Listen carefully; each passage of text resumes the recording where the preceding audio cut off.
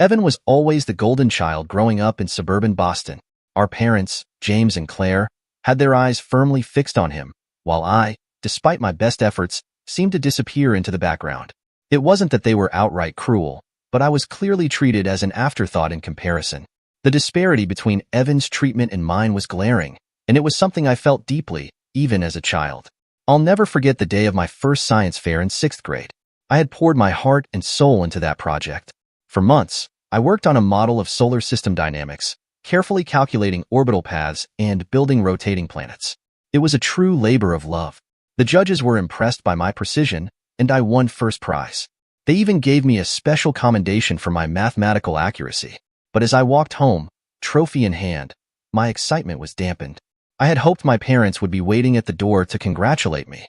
Instead, I found them in the kitchen, already talking about Evan's t-ball practice.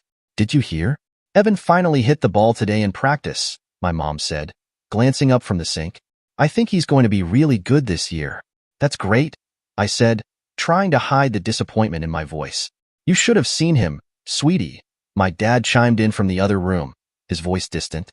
"We might need to get him a new bat. The one he's using is way too small." They weren't interested in hearing about my science fair win. In fact, they didn't even ask how it went. Later that evening, I brought my trophy into the living room, hoping for some recognition. "Hey, Mom, Dad, look. I won first place at the science fair today," I said, setting the trophy down on the coffee table. "Oh, nice, honey," my mom replied without looking up from the recipe book she was flipping through. "That's wonderful." Meanwhile, Evan was sitting across the room, talking about his t-ball practice. "Well, I can't believe I finally hit the ball. Coach said I've got real potential," Evan said, his voice filled with excitement. "I'm sure you'll be a star." "Evan," my dad said, finally looking up, "you're doing great." The contrast was stark. I felt invisible. I wanted so badly for them to care about my achievement, but it seemed like the spotlight would always fall on Evan. The following day, when I went to check the living room, I noticed my trophy had been moved from the coffee table. It was now sitting on the mantel, slightly shoved aside, as if it didn't really belong. A week later, it was gone altogether, replaced by Evan's stack of participation ribbons, which proudly covered the wall like a shrine to his mediocrity. One afternoon, a few months later, I was doing my homework in the kitchen when I overheard my parents talking in the living room. "James, I've been thinking," my mom began, her voice soft. "Maybe we should move Evan up to a higher level in his classes. I don't want him to feel inferior with all of Oliver's advanced courses. I don't want him to get discouraged." "Of course, Claire," my dad agreed. "We don't want Evan to feel like he's always behind. He's trying his best. We need to support him, even if it's just practice." I couldn't believe what I was hearing. Evan had C's and barely scraped by in school, while I was getting straight A's and excelling in everything I did. And yet, it was my achievements that were the problem. I stood there for a moment, unsure if I should interrupt. My hand gripped the edge of the counter, the sting of it all too much to bear. "Mom, Dad," I said, walking into the room, "why is Evan getting so much attention for his t-ball practice and his grades, while I'm the one being pushed aside?" They both looked at me, startled. "Oliver, you know we love you," my mom said, her voice too soft. "But Evan needs more support right now. He's been struggling, and we want to make sure he's okay. You're doing so well on your own. We don't want to make you feel like you're lacking. We just don't want Evan to feel bad." I felt my heart drop into my stomach. It was always Evan's needs that came first, even when his struggles were self-inflicted. They couldn't see what was right in front of them, that I was the one who had always worked hard, never asked for anything, and yet still felt invisible. "I understand," I said, turning away before they could say anything else. "I get it." As I walked away, I heard my dad mutter to my mom, "I just don't want him to feel left out." But I did feel left out. Every single day. And nothing was ever going to change that. Throughout our childhood, this dynamic played out consistently. Evan's C+ grades were celebrated, while my straight A's received nothing more than distracted nods. My mother once even voiced concern that Evan might feel bad about his regular classes because I was in the advanced placement program. The disparity in how my achievements were treated versus Evan's had never been clearer than in those moments. When Evan turned 16, he received a brand new car for his birthday. My dad proudly said it was to help build his confidence, a phrase I would come to hate, as it seemed to explain away every little thing they did for him. Meanwhile, I had to juggle part-time jobs starting at 16 just to save money for college, clothes, and anything else I needed. No special car for me, No confidence boost. I had to build my own, one paycheck at a time. Graduating high school should have been a time of pride for me, but it felt more like a distant memory as I sat there, watching my parents' attention not on me, but on Evan. During the ceremony, I looked out into the crowd to find my parents, expecting their support. Instead, they were taking photos of Evan, who was sitting in the stands, bored out of his mind. He was 10. It was like the whole day was about him, not me, even though I was the one about to give the valedictorian speech. When it was time for me to announce that I'd earned an MIT scholarship, it barely even registered. I was a bit too distracted by the fact that Evan was complaining about being bored at the ceremony, and my parents seemed more interested in his complaints than the biggest moment of my academic career. Afterward, we were supposed to have a dinner to celebrate my accomplishments. Instead, it became a celebration for Evan's early baseball season. The focus shifted so quickly it made my head spin. I couldn't even get my parents to acknowledge my MIT scholarship without them deflecting it to Evan. "That's nice, honey, but did you hear Evan might make the starting pitcher next season?" my mom said, brushing aside my news as if it were nothing. That was the turning point. The moment I realized that no matter what I achieved, it would always be overshadowed by Evan. I felt invisible, like a shadow in my own family. As hard as I worked, as much as I accomplished, nothing I did would ever compare to the attention they gave Evan. They turned him into their golden child, and I was just the practice child, the test subject for their real parenting. Everything I did, every success, was simply the backdrop for his next drama. I left for MIT at 18, armed with my scholarship, savings from 3 part-time jobs, and the determination to never look back. My parents didn't even help me unpack. The same day I moved into my dorm, Evan had a summer league game, so my parents left early. It was as though I had been relegated to the background once again, even during such an important moment in my life. College was where everything changed. For the first time, I was evaluated purely on my own merits. No comparisons, no distractions. I immersed myself in the world of computer science, discovering a natural aptitude for software architecture. It was an exhilarating time of self-discovery and growth. I worked tirelessly, and when I graduated with honors, I was flooded with opportunities. Several IT organizations were eager to discuss my undergraduate thesis on distributed systems optimization, and by the time I walked across that stage, I had 5 solid job offers waiting for me. A part of me still clung to the hope that my family might finally see me for who I was, an accomplished individual with my own dreams. So, I chose a promising company in Boston, partly because it was close to home, hoping to somehow bridge the gap that had always been there. But even with this proximity, the distance between me and my family remained as wide as ever. Within 2 years, I was leading my own development team, and by my 5th year, I became the youngest senior developer in the company's history. On paper, it seemed like I was achieving everything I had dreamed of, but at home, my achievements were met with indifference. My parents were too absorbed in helping Evan navigate his 3rd major change in college to even understand what I did for a living. They were too wrapped up in his constant crises to acknowledge my success, as if everything I accomplished was nothing compared to his next step or struggle. In a way, it was a defining moment. I realized I had built my entire career without their approval or support, but that I also didn't need it. 4 years ago, everything changed for me at a tiny coffee shop near my workplace. I had been stopping by for my usual coffee, buried in work, when I met Lila. She was working as a barista while completing her teaching degree, and she had this incredible way of making each customer feel like they mattered. I started noticing that she would remember not only everyone's order, but also little personal details about them. I didn't think much of it at first. Then one day, I saw a small note scribbled on the side of my cup. "You've got this. Don't forget to breathe." It was simple but unexpected. Over the next few weeks, I realized she'd been leaving me these little messages, but I hadn't been paying enough attention. I was too consumed by work, barely looking up from my laptop. Eventually, she mentioned the notes, and we laughed about how I had never noticed them. After a bit of back and forth, she agreed to go out with me. Our first date was nothing short of amazing. We sat in a cozy restaurant for hours, discussing everything. Our families, our anxieties, our hopes for the future. And when I shared with her the pain I felt from growing up in a family where I was invisible, she listened without judgment. "They're blind," she said. "They have no idea what they were missing." For the first time, someone saw me for who I truly was. Not just as a product of my family or my past, but as an individual with my own struggles and dreams. It was like a weight had been lifted off my chest, and I knew in that moment that Lila was different. She understood in a way no one else had ever bothered to. I felt, for the first time in my life, that I wasn't just tolerated. I was truly seen. And that changed everything. The following year with Lila felt like a dream come true. We spent our days cooking extravagant meals together, discovering quirky little bookstores in Boston, and trekking through the beautiful New Hampshire landscape. She encouraged me to go after a big promotion at work, helping me prepare for interviews and supporting me through every step of the process. When I finally got the promotion, she celebrated my success more than anyone else ever had. After 14 months together, I proposed. Lila cried joyful tears when I asked her to marry me, saying she had been hoping I would. The wedding itself was small, just how we envisioned it, intimate and perfect, or so I thought. But when my family arrived, it quickly became clear that the day wasn't about us. At the reception, they spent the entire time discussing Evan's new job opportunity in California, constantly showing off a text message from him about his second interview. My mom even interrupted Lila's father's toast to mention it. In hindsight, I should have seen that as a red flag.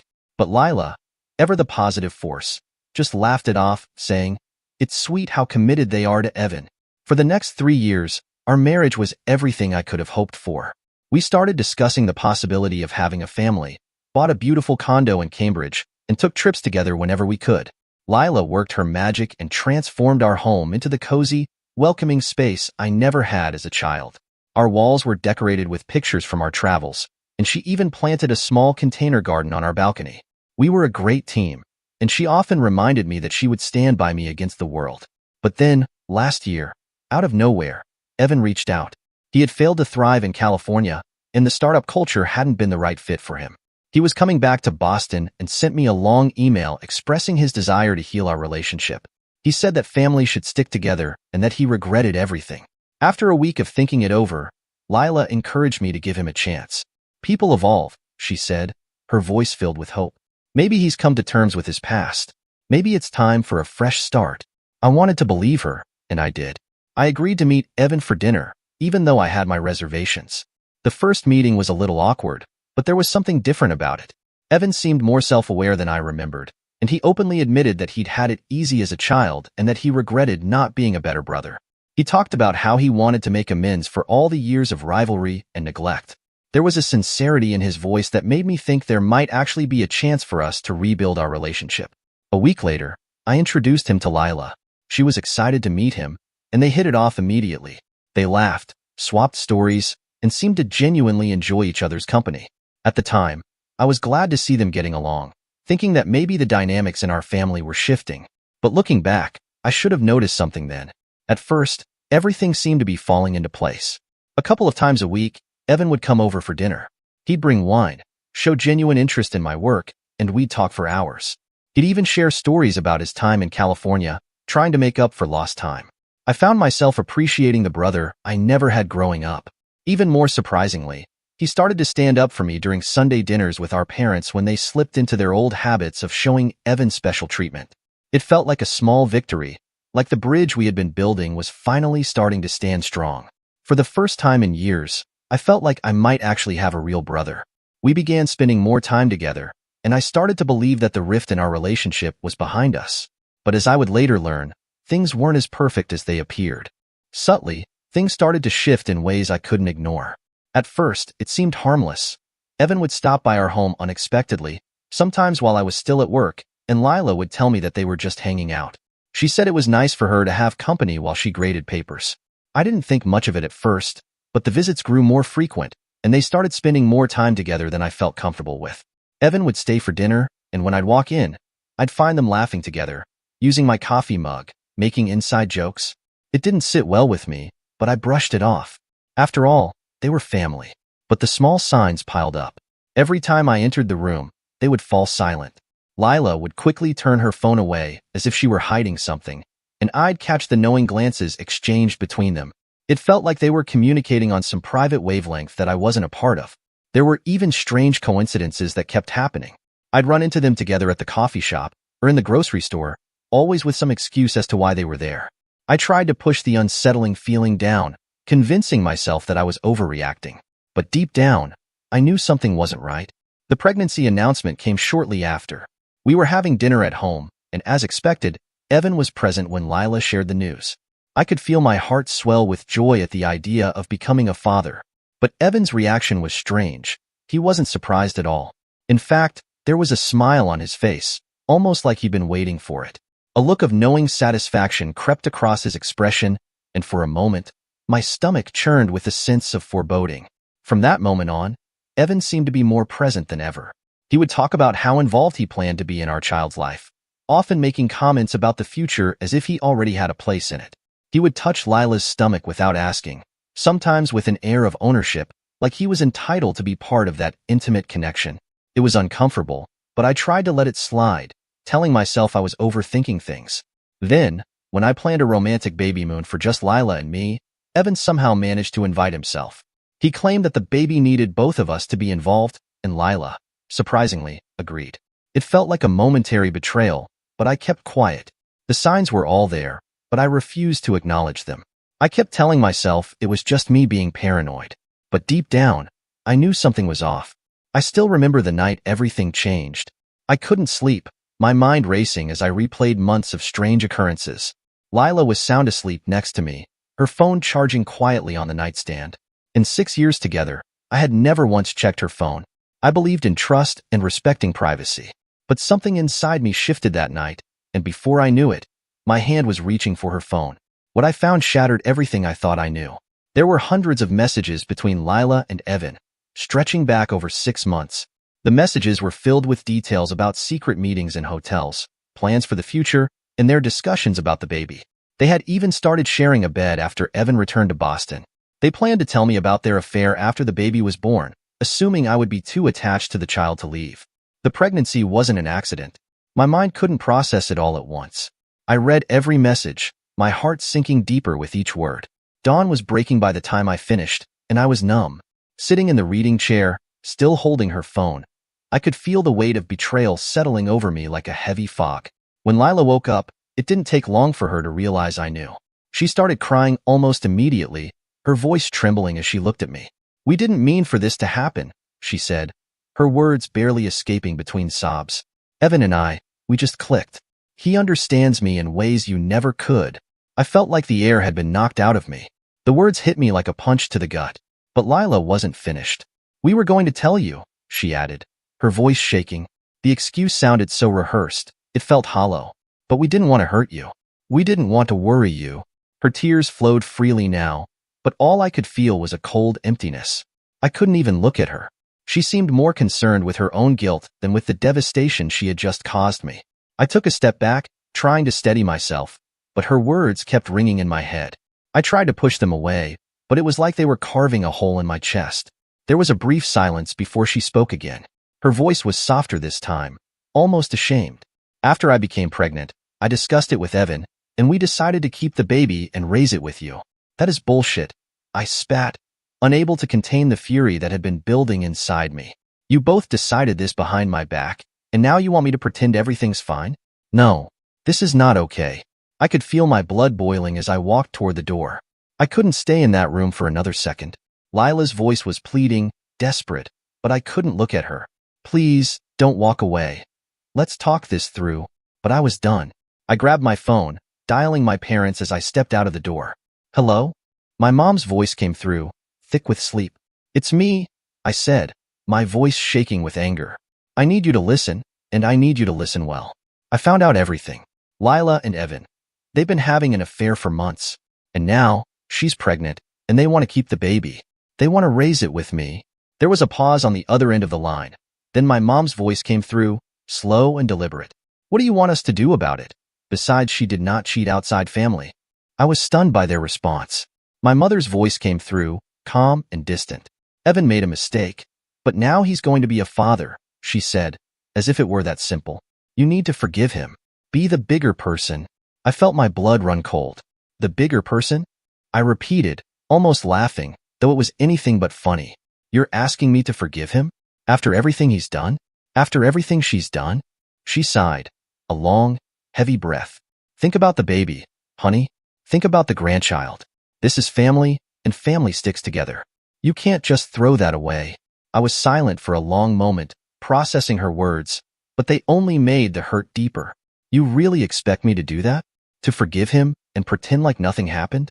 I felt my voice break. "You're choosing them. You're protecting him again, aren't you?" She hesitated. "This isn't just about you. This is about the baby. You can't let anger destroy our family. I couldn't believe what I was hearing. Our family? The one that's been picking Evan over me my entire life? The one that's always protected him, no matter what? I'm supposed to forgive all of this for some child that wasn't even supposed to exist? Mom was quiet for a long moment, and when she finally spoke, her voice was quieter, almost pleading. You need to think about your future, son. This is your chance to be a better person, to rise above the hate. I couldn't hold it in anymore. I don't need to rise above this. For once, I need to put myself first. I can't keep pretending everything's okay, and I can't pretend this family is okay either. Before she could respond, I ended the call. I couldn't hear any more of it. I was done. That day, I called a divorce attorney. I couldn't even look at Lila's face anymore. My hands shook as I made the appointment, my mind reeling from everything I had learned. It was over. I checked into a hotel that night. I needed space, away from everything, away from her. Lila called me just as I was sitting on the bed, the silence of the hotel room pressing down on me. Please, let's talk. I'm sorry. I never meant for any of this to happen. Her voice cracked, but I couldn't bring myself to comfort her. Not anymore. I can't do this right now, I said, feeling the exhaustion weigh on me. You made your choice. And so did I. She was silent for a moment, then spoke, her tone shifting to something colder.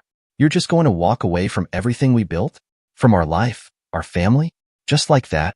Everything we built, I repeated, my voice hard.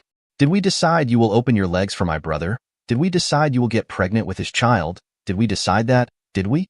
Now what about my trust? My love? You destroyed it. She let out a shaky breath, and I could hear her pacing in the background. This isn't just on me, you know? This is on you, too. You're abandoning your family when they need you the most. And you're going to let all of this fall apart. I could feel the weight of her words, but I was resolute. Screw you, bitch, don't try to pin this on me. You decided to cheat on me. You decided to get him in your bed. So, no, don't put this on me. This is on you and Evan. You made your choices. Now you can live with the consequences. I hung up before she could respond. At work, Evan tried to corner me one afternoon in the break room. His voice was too casual, almost too confident, like he was entitled to this conversation. Hey, we need to talk, man, he said, stepping in front of me before I could turn away. I took a step back, not wanting to engage, but he didn't seem to notice. It's time for us to have a real man-to-man conversation. About everything. You're not making this easy for anyone. I stared at him, feeling the bile rise in my throat. I couldn't believe how brazen he was, after everything he'd done. Don't you dare come near me again, I said, my voice low but firm. You've already taken enough from me. He raised his eyebrows, as if he didn't understand what I meant.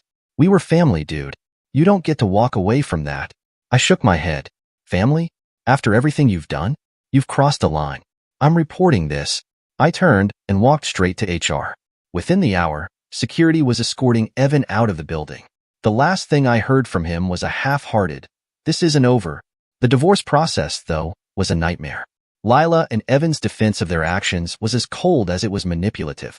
He wasn't there for me, not like Evan was, Lila claimed, sitting across from me in the mediator's office.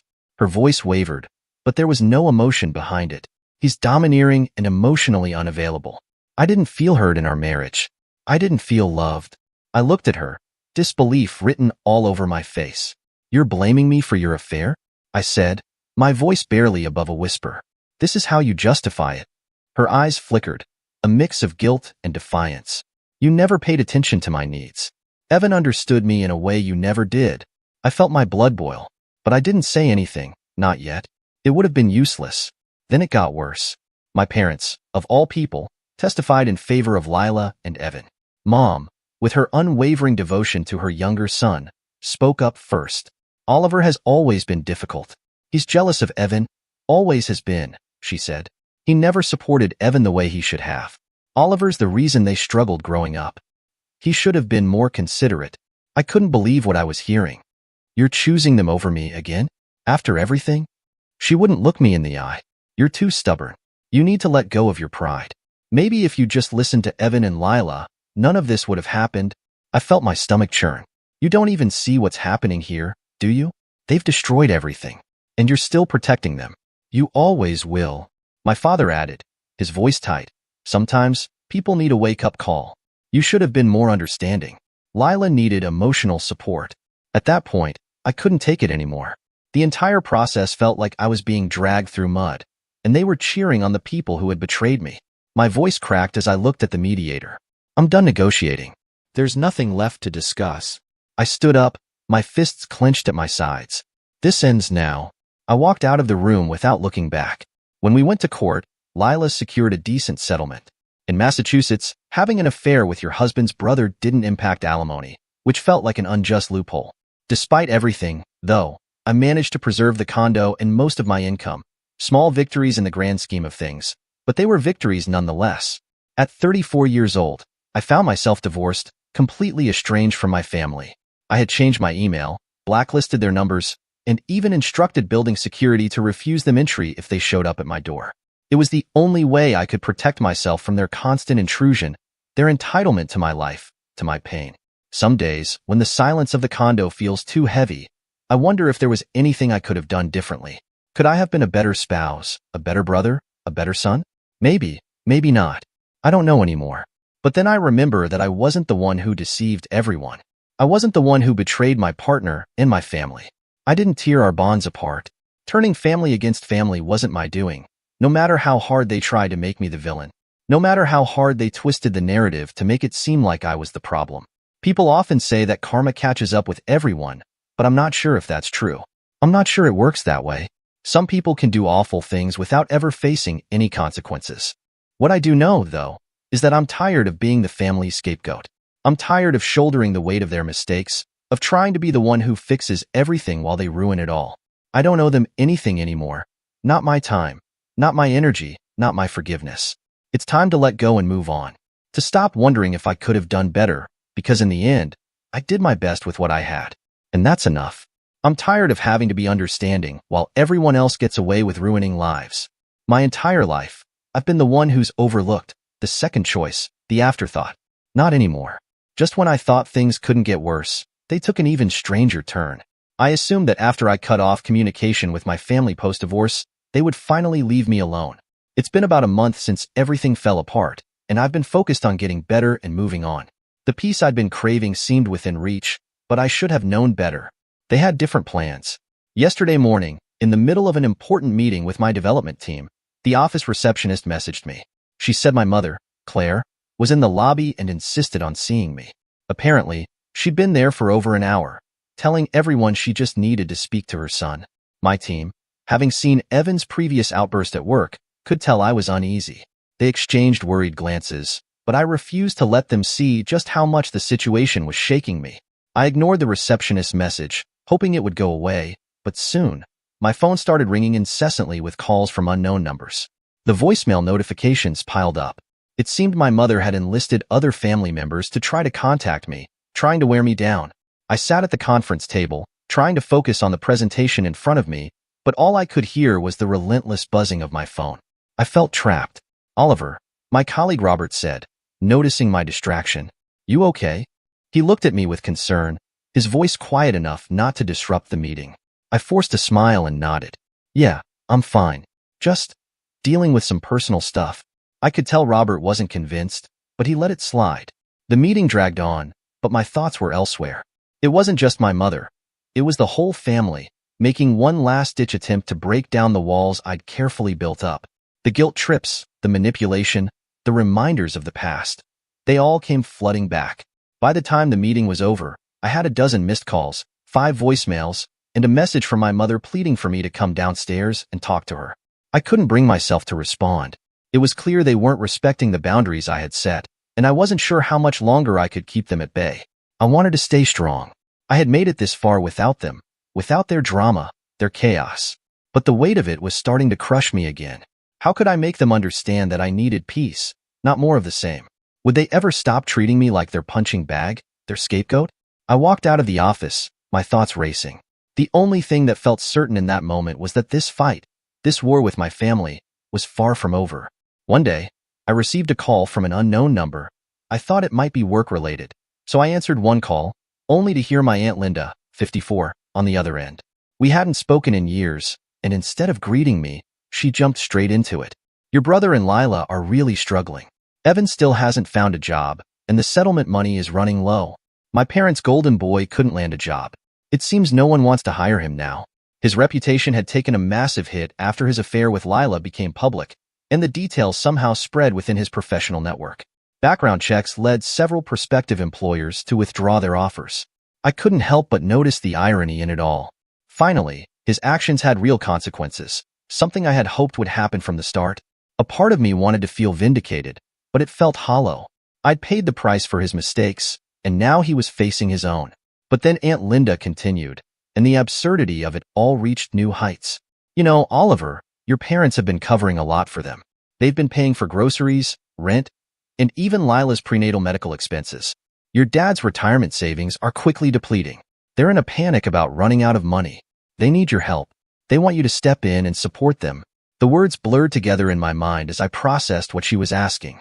They wanted me to financially support the woman who betrayed me and the brother who had destroyed my marriage. It was like some twisted joke that I could barely believe. Wait, I said, trying to keep my voice steady. You're telling me that after everything that's happened, after all of this mess, they want me to help them out? They want me to bail out Lila and Evan? Aunt Linda sighed, her voice softening. Oliver, I know it's a lot to ask, but your parents are really struggling. They've always been there for you. I think they need you now, especially with the baby coming. My stomach churned. I was supposed to help them? Help her? I couldn't wrap my head around it. The last thing I ever wanted was to be dragged back into their chaos, to enable the very people who had ripped my life apart. I'm sorry, Aunt Linda, but I can't do that. I'm not going to reward betrayal or try to fix a mess that's not mine to fix. This is on them. There was a pause before Aunt Linda spoke again. I understand, Oliver, but just think about it, okay? Your parents. They're just asking for a little help. I felt my anger rising. They should have thought about all of this before they let this mess happen. I'm done. Besides, if you have so much sympathy for them, go ahead and help them with the money. Don't call me again with this. I ended the call, feeling the weight of the conversation pressing down on me. How could they think I'd be the one to clean up after all of this? How could they expect me to carry the burden for people who had betrayed me at every turn? It was clear now. No matter how much I tried to move on, they would never leave me alone. My mother didn't just show up at my office randomly. She had a plan. She ambushed me there, knowing I wouldn't return their calls. Threatening to stay until closing time, she delivered a speech about forgiveness and family duty. When I finally went down to the lobby to address the issue, she conveniently forgot that I had to pay my own way through college.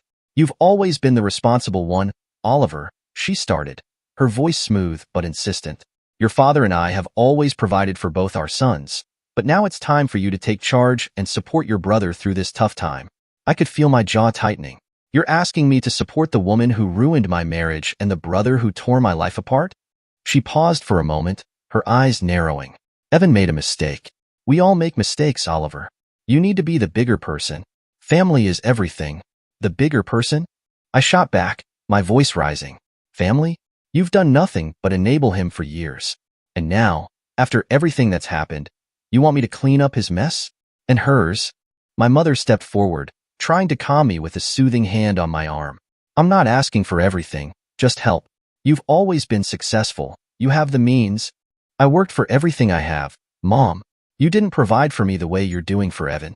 I've been on my own since I was 18, working multiple jobs, scraping by, and dealing with you turning a blind eye to the favoritism and enabling of Evan's behavior, I said, fighting to keep my emotions in check. You're asking me to bail out two people who have completely disregarded me. She shook her head, her voice taking on a pleading tone. You're the one who's being selfish, Oliver. It's not just about what you want. It's about what's right. I'm done. You can't guilt-trip me into this. I couldn't believe what I was hearing. A tough time. I shook my head, incredulous. My wife got pregnant after Evan had an affair with her, and now he's trying to claim the child as his own. That wasn't a rough patch. It was a deliberate series of decisions. Mom's expression faltered, but she quickly recovered, her tone defensive. Well, if you had paid more attention to Lila's needs before... I didn't let her finish. Before what? Before she betrayed me with my brother? I interrupted, my voice rising with frustration. You think I wasn't paying attention? I was right there, working my ass off to build something for us, and all the while, my brother was systematically destroying everything I cared about. She opened her mouth to speak again, but I held up my hand. I don't want to hear it anymore. With a deep breath, I pulled out my phone and hit the security number. I need someone from security down here immediately, I said, my voice steady but firm. I felt my pulse pounding in my ears as I turned back to face her. You need to leave, Mom. I'm done. She looked at me, shock and hurt evident in her eyes. Oliver, please, you don't mean that. This is your family. We're just asking for a little help. You don't get to ask anything from me after everything you've done, I said, feeling the weight of the words sink in. I'm leaving my brother and his unborn child behind. I can't be a part of this anymore. Mom's face fell, but before she could respond, security arrived, escorting her out without another word. I stood there, taking a breath, trying to steady myself after the emotional toll of the confrontation. As I walked back to my office, I couldn't help but feel like I just made the most difficult decision of my life. Despite my refusal, some of my coworkers found it humiliating when she left. Later that evening, Evan emailed me from a new account to bypass my blocks. I read through Evan's email, my eyes scanning the words with a mix of disbelief and anger. The half-hearted apology felt more like a pretense, a means to soften the blow of their true intentions. He tried to mask his request for financial help with hollow words about regret and responsibility. The stress is affecting the baby, Oliver. Lila's been under a lot of pressure, and it's not fair to the child, he wrote, his words dripping with guilt-inducing manipulation. We can't afford proper medical care, and we're at a loss for what to do. We need your help, for the baby's sake. I scoffed, shaking my head in disgust, as if I would be moved by their feigned concern for the child, a child that never should have existed under these circumstances. The sonogram image attached was the final insult. It was like a punch to the gut.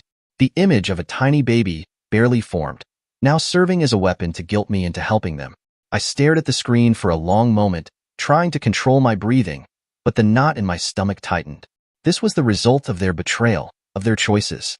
And now they were asking for my support? I could almost hear Evan's voice in my head as I pictured him and Lila, likely sitting together, concocting their plan.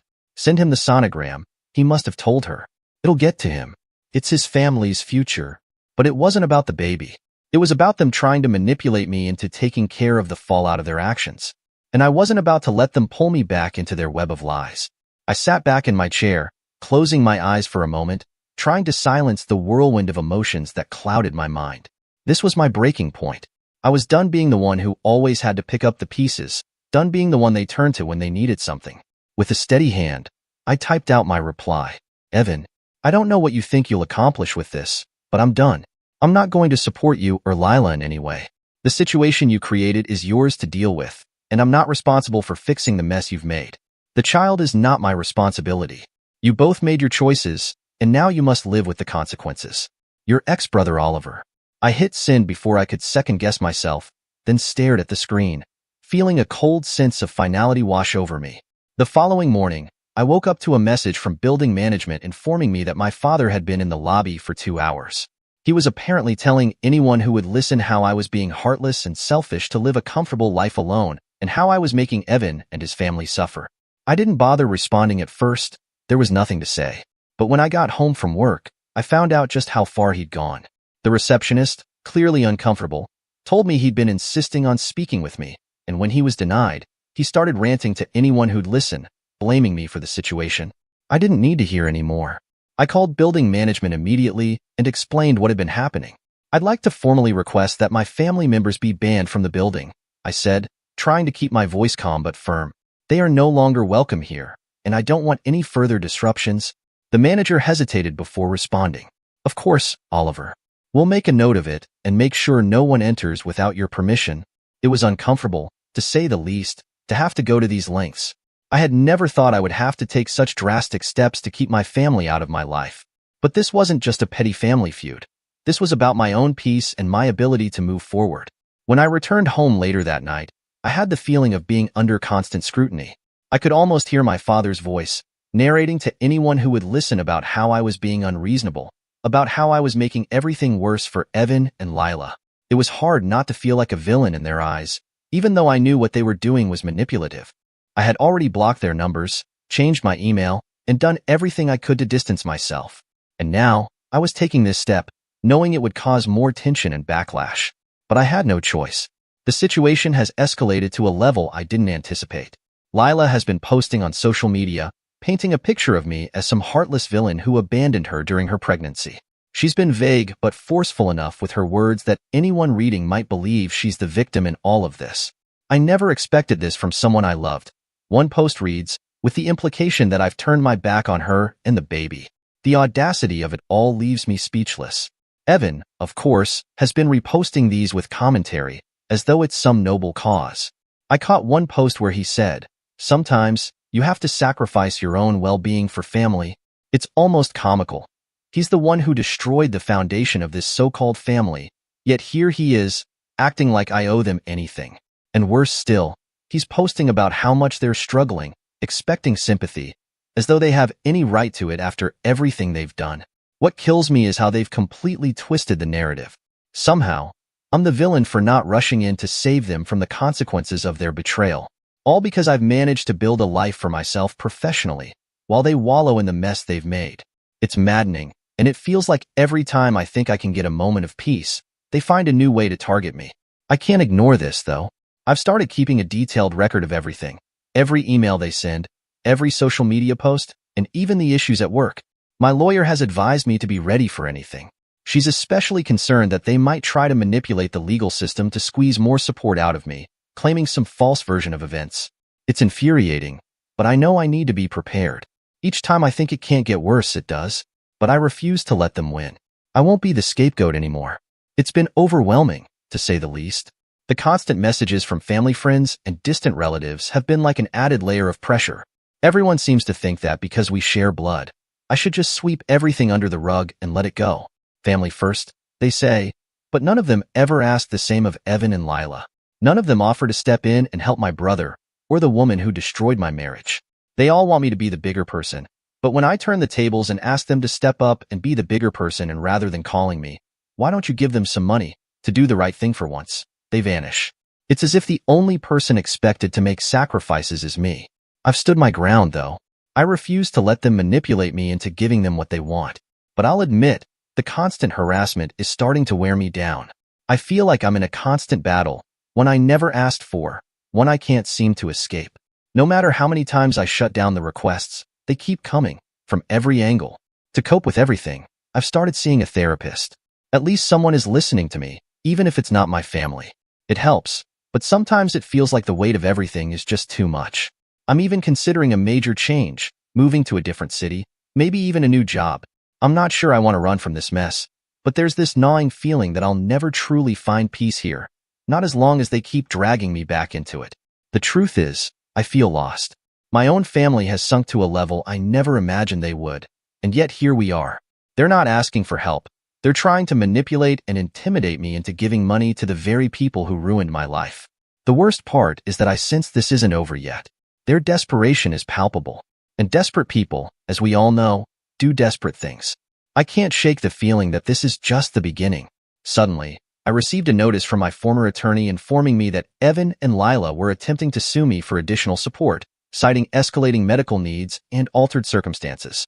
My lawyer, who had been keeping track of all their harassment, was both furious and fully prepared. As the courtroom drama unfolded, it felt surreal. Lila's exaggerated pregnant belly and Evan's ill-fitting suit didn't quite mask the manipulative aura that surrounded them. Our parents, seated behind them, exchanged smug looks, as if they were silently cheering on the very people who had torn our family apart.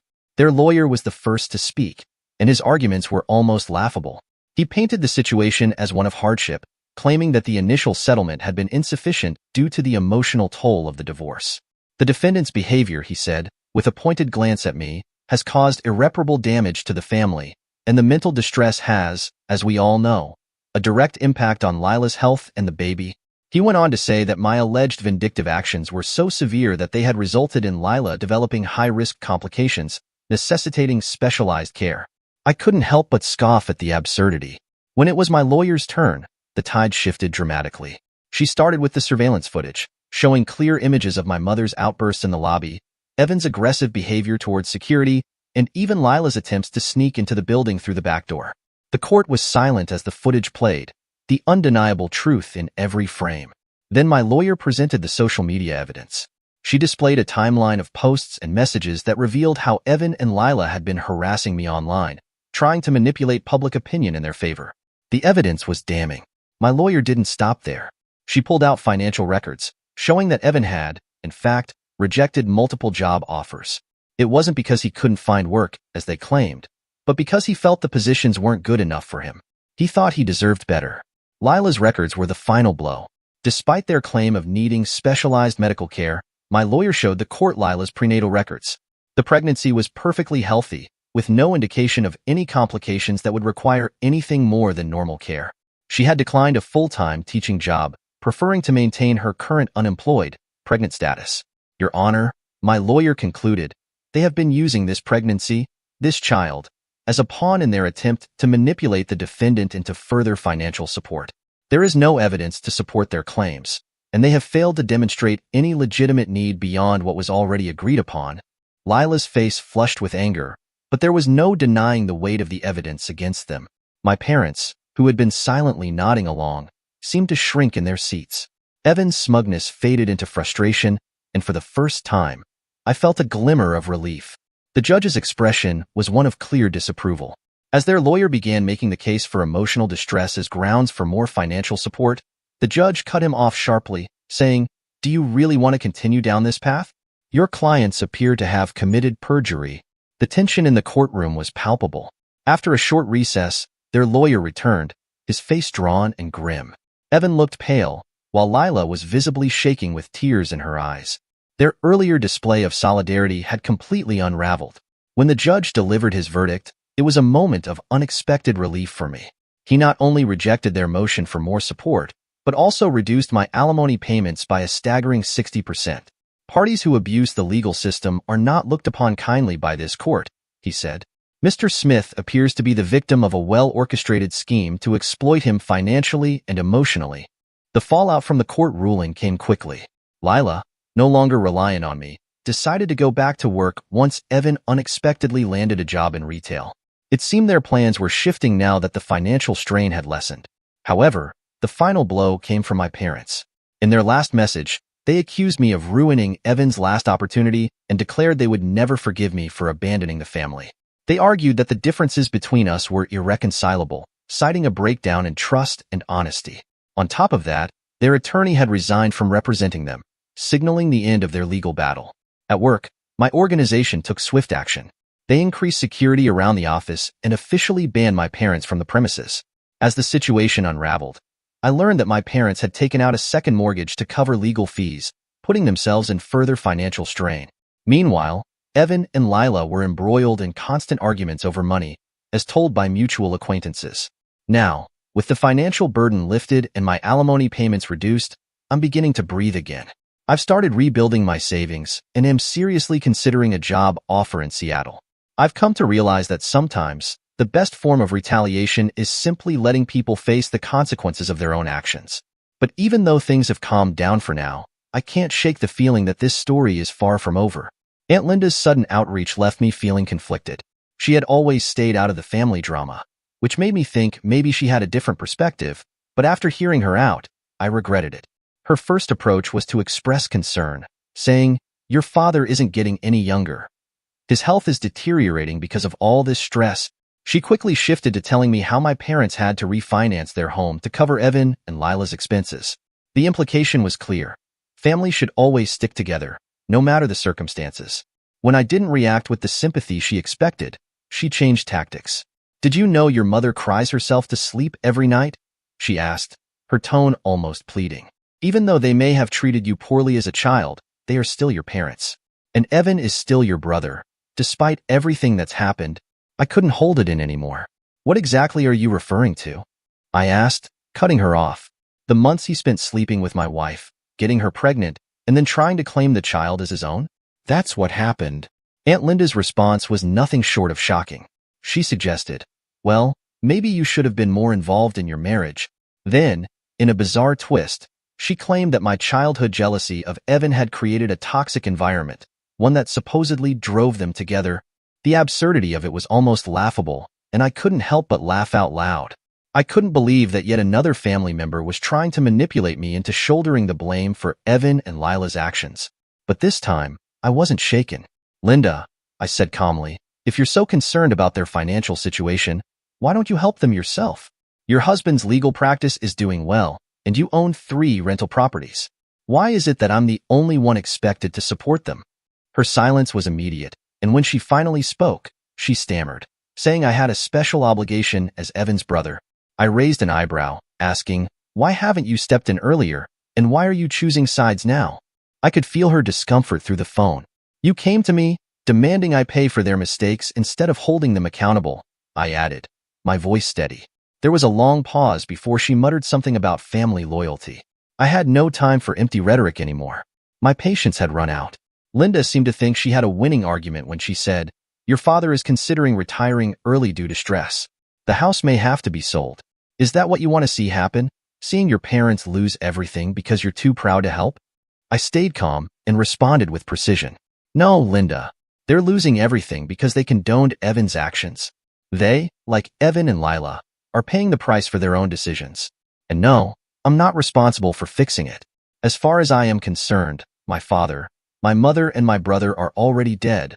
They are just waiting to be buried." There was a long silence on the other end of the line. She was clearly taken aback, but then, in a last-ditch attempt to guilt me, she said, "When you're older and alone, family is all you have. You'll regret this." I wasn't shaken by her words.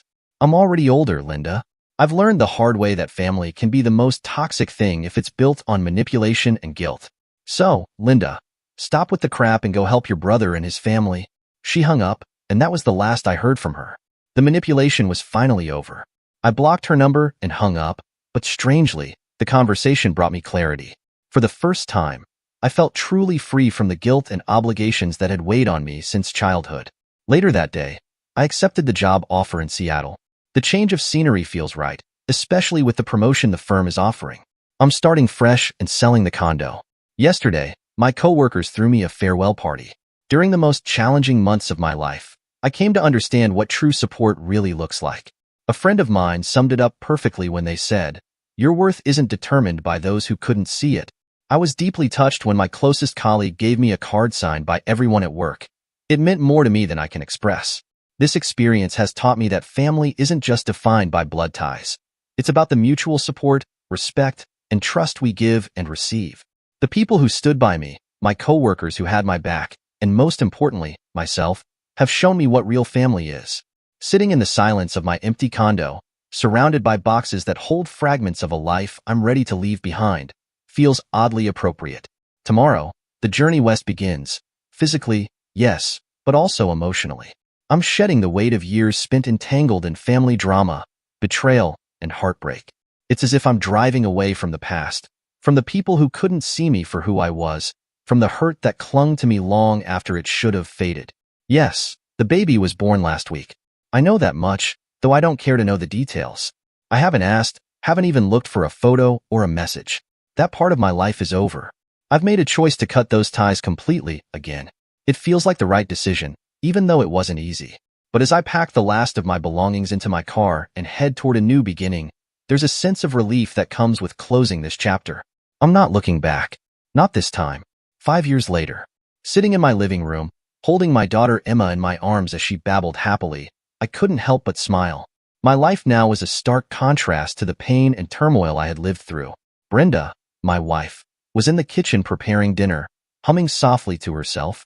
I watched her from across the room, feeling a deep sense of contentment that I hadn't known was possible. It wasn't just about the quiet moments like this one, though. It was the feeling of being seen for who I was, not as a man burdened by mistakes made by others, but as someone deserving of love and happiness. Brenda didn't judge me for my past. She loved me for who I had become, and in her, I found someone who built me up instead of tearing me down. As for Evan, well, his story had taken a dramatic turn. After trying to harass one of his coworkers for sex, his actions finally caught up with him. The company had no choice but to fire him, and to make matters worse, he was arrested when he tried to intimidate the coworker into withdrawing her complaint. It was the final nail in the coffin for his career and reputation. I couldn't say I felt sorry for him, not after everything he had done to me, my marriage, and now to a coworker. And then there was Lila. After Evan's mess caught up to him, Lila finally left him. She filed for divorce, taking their child with her. Part of me wanted to feel for the child, but I couldn't. Lila had played her part in destroying my family, and the only person I could focus on now was Emma, my daughter, who had no idea what kind of mess had preceded her arrival. My parents, of course, begged Lila to stay, to work things out with Evan. But she left anyway. They came to me afterward, trying to guilt-trip me into reconnecting, insisting that family was all that mattered. But the truth was, I had built a new family, a real one. Brenda, Emma, and me. We had our own rhythm now, and I couldn't let my parents tear that down. So, when they reached out, I shut them down. I didn't even respond to their attempts. They had made their choices, and now they were reaping the consequences. It wasn't my responsibility to fix them or their mess anymore. I had enough of being the one who always had to clean up after everyone else. As I watched Emma play with her toys on the floor, Brenda's laughter filling the air as she carried dinner to the table, I knew I was exactly where I was meant to be. It had taken years of heartache and frustration, but I had finally found peace. I had learned that family wasn't about obligation. It was about love, respect, and choosing the people who truly care for you. And for the first time in a long time, I felt like I belonged.